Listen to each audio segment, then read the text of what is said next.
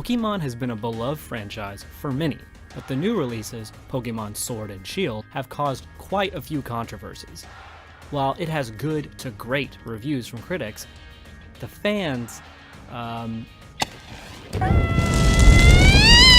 So why the divide? Well, to discover why some hate the game, why others like it, it's important to discuss what makes something a good game. To decide whether something is good or not, we all set up our own criteria. Often we focus on different areas such as story or gameplay, and then we assess those as areas of quality. But without knowing it, we all use a specific lens in order to make that judgment. Isolationism and contextualism are two theories of aesthetic interpretation that we can use to determine the quality of a piece of art. Essentially, isolationism claims that we should view art without regard to the realm of outside factors, and instead focus on the art in and of itself. Now, of course, we have to grant that video games are art, and I mean, this game sometimes makes it hard. But we'll grant that for this discussion. Contextualism is just the opposite, that the outside factors directly influence the art in question and its quality. Judging Sword and Shield through a contextualist lens, then, would require the knowledge of outside factors, including the game's development. This is how I think fans are mostly looking at the game. When it comes to video games, we often address whether something is good or not based on the skillfulness of the work. Is making this tree skillful? To answer that question requires some sense of context, so that we can truly define what we mean when we say skill. Without context, something could be viewed as skillful when almost no skill was required, and vice versa. For example, it doesn't take skill to use a microwave to make a meal. How are you heating them? You're microwaving them. Come on. But it does take skill to make your own fire, hunt an animal, and go through whatever steps it would take to make a meal that way. So if someone brought you a plate of food, without context, you wouldn't know if it was made through skill, such as with gathering the ingredients, making the fire, and hunting, or through the simple means of microwaving the food. So if we don't judge on skill, then what can we judge on?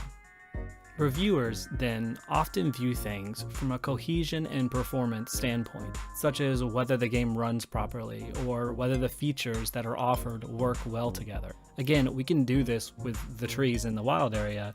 Do they work cohesively? No. But other areas of the game, such as the animations, may hold less weight if they are less egregious in whether or not they're cohesive. So, if reviewers are viewing the game through an isolationist lens by analyzing it based on its performance and cohesion, then what are users basing their reviews on? In order to determine how users are analyzing the game, we must first look at some user reviews.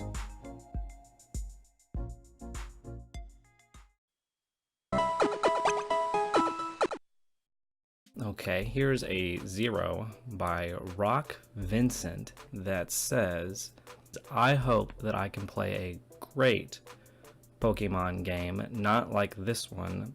I have to tell Game Freak, you have to work hard and promote your skill, compared to Dragon Quest XI's.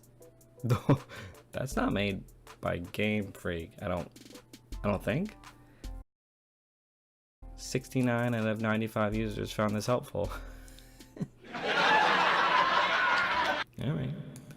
Ademi says, honest review! I must say, I am disappointed to the max. No pun intended. Stupid it says, a bigger letdown than what I was expecting. Took me only about 10 hours to beat the game, and only 9 hours for my sister. Well, we can't all be as good as your sister, I guess. The battle animations were a lot more restrictive than I thought. The only highlight in animation is during the legendary battle. I was also disappointed to hear that many Pokemon were cut for the sake of better animation and more content, only to realize there wasn't much of either. Was promised a game for long-time fans of the series. Now my living decks will probably have to be locked in Pokemon jail home, and half of my competitive mons won't be usable until I pay for another game at the same price. Me123 says, half the decks, no challenge, ugly Pokemon designs, that hack James Turner. Who the f is James Turner?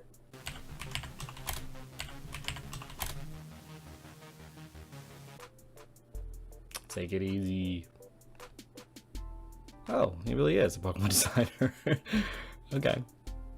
Oh, he's a carbon-based biped too, alright. That's fine. I made a discovery. If you turn Charlie Brown upside down, you get this guy, Brownlee Charn. I've gone too far. Doom Dragon 9000 says, expectations are everything in life. Video games are certainly no exception. Our opinions, reviews, or scores for a given video game are a direct result of our expectations.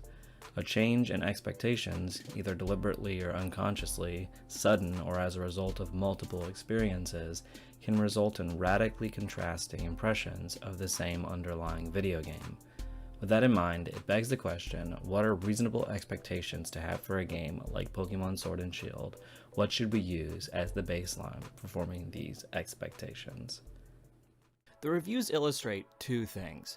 One, my hairline is out of control. And two, it appears that users are analyzing the game through an entirely separate lens than that of the critics. The critiques that were found through the user reviews contain qualities such as the cut Pokemon or the game being overall disappointing. I think that the final review really illustrates this point well and summarizes most people's issues with the game. I understand why fans are heavily disappointed, and my point here isn't to say that the fans are wrong. But I think that both the critics and the fans can be right at the same time. It doesn't make the critics hacks to rate this game highly, as well as it doesn't make the fans entitled or wrong for reviewing this game based on their expectations. Both are using an entirely different lens to analyze the game, and thus seeing the quality through different lights. Ultimately, I think we should all just come to understand that the world isn't so black and white. Which is an objectively better Pokemon game. Hey there, thanks for watching my first YouTube video. I really hope that you enjoyed it. I know I had a lot of fun making it. I'm absolutely open to all comments, anything that you liked or disliked about the video. I plan on releasing more videos shortly, so your comments are very much appreciated. So, if you would like, you can subscribe to stay tuned for future videos. I hope you have a fantastic day.